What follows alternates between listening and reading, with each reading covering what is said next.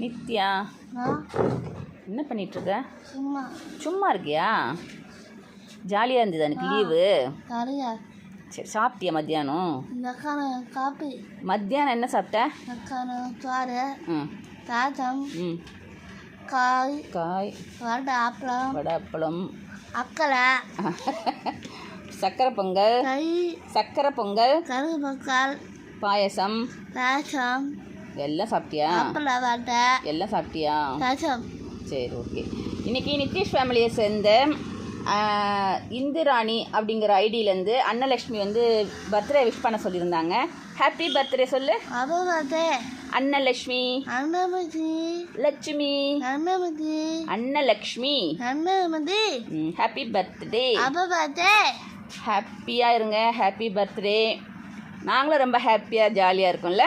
Happy.